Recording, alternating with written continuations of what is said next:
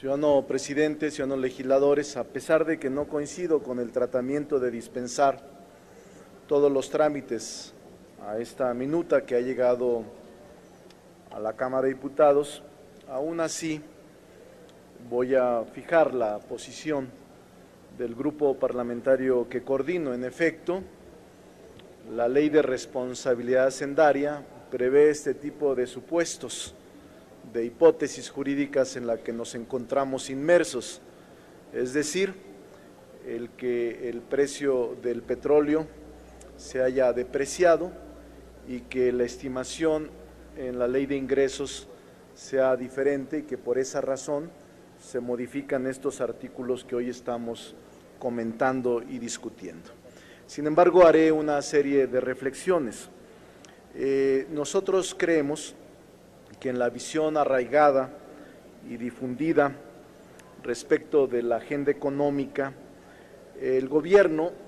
este gobierno sostiene que la política macroeconómica solo puede contribuir al crecimiento mediante el control de la inflación, la macroeconomía estrechamente definida como inflación baja y estable, y que no queda más que una agenda de reformas macroeconómicas, como lo que han ustedes hecho por mayoría en nuestra contra, la reforma laboral, la de competencia en los mercados de productos, la educativa, la financiera y otras más a las que ustedes les han denominado reformas estructurales y que intentan, según dicen, acelerar el crecimiento. Nada de eso se va a procurar, nada de eso se va a resolver.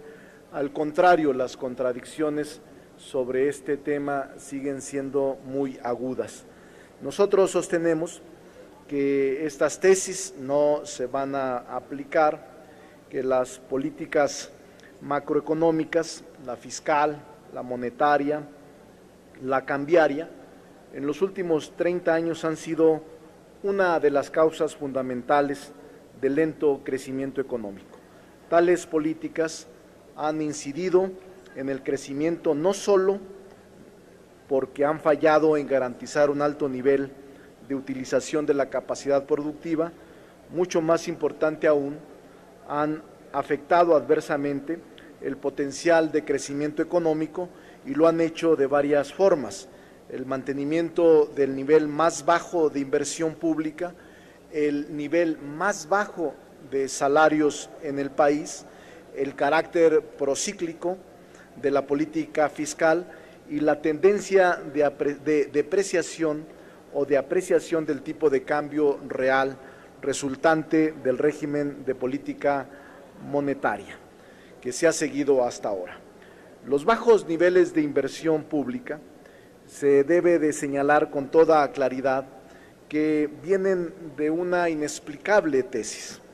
Desde 1981, el ajuste fiscal que siguió a una explosión del gasto público se ha detenido en señalar que fue una política económica ficción y que el efecto que generó esta política de aparente crecimiento fue una visión totalmente obtusa y una visión que con el tiempo fue desmenuzada y totalmente eliminada.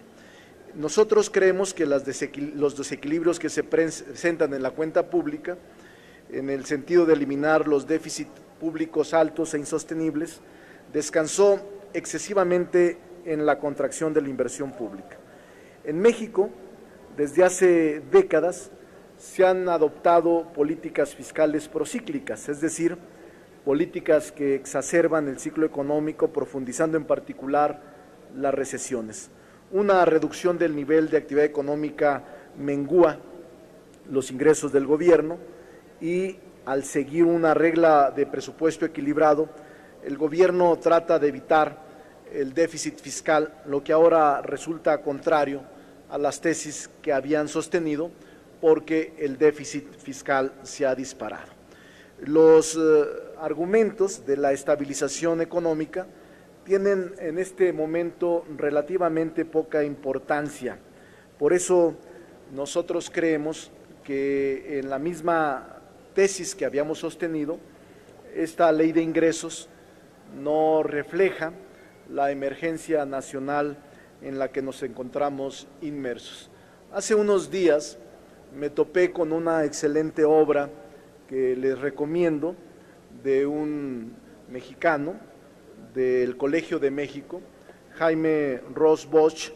Es un libro interesante que nos señala por qué razón las reformas no hacen crecer al país.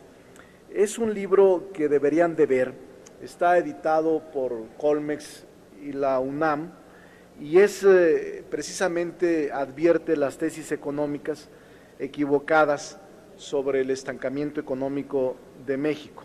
Esta publicación debería ser obligada para todos, porque ahí describe con claridad lo que está sucediendo en el país. Otro de los libros es El desarrollo o la desigualdad, crecimiento desigual, de Joseph Stiglitz, que habla sobre el tema que ahora nos está aconteciendo en México.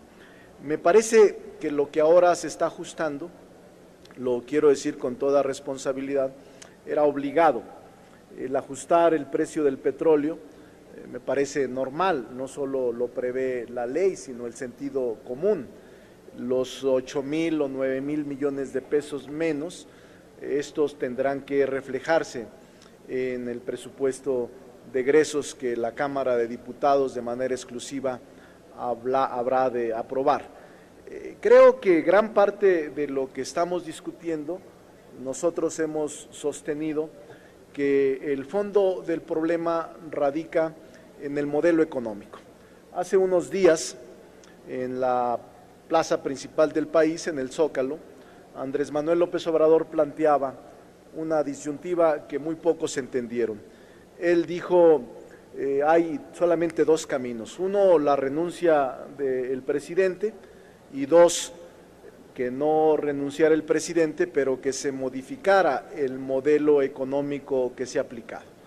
Nadie incluso hizo caso a la segunda alternativa, y yo creo que el fondo de lo que acontece en el país es el cambio de modelo económico. ¿Qué hubiera pasado si en lugar de lanzársele, como lo han hecho desde el gobierno y desde la derecha contra este dirigente político, se hubiese dicho: analicemos la propuesta con profundidad, qué es lo que planteas en el cambio de modelo económico, qué puede el Congreso hacer, y en esa tesitura poder asumir una actitud de mayor unidad y no de confrontación?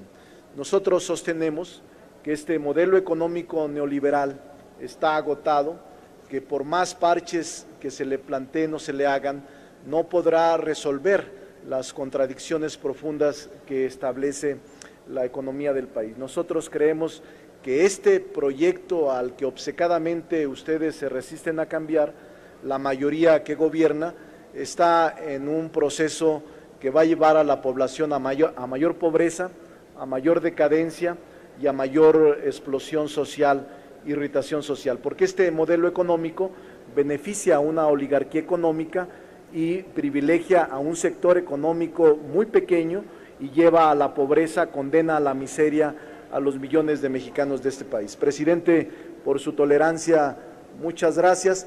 Le agradezco a los jóvenes que nos visitan su atención. Ustedes sí ponen atención.